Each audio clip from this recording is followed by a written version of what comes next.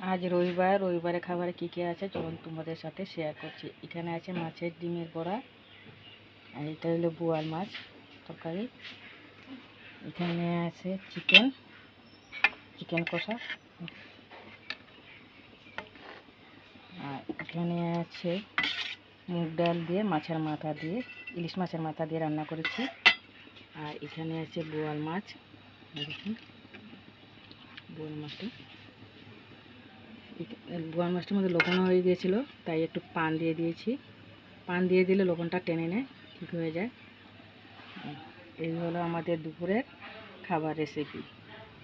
রবিবার দিন সবার ছুটি, আর আমার পাকের গরুতে চলে যায় রান্না করতে করতে। সকালে রান্না করেছিলাম ছোটো মাছ, এখন বাজে 3টা, গরম ভাত বসিয়েছি। এই হলো আমাদের দুপুরের খাবার রেসিপি।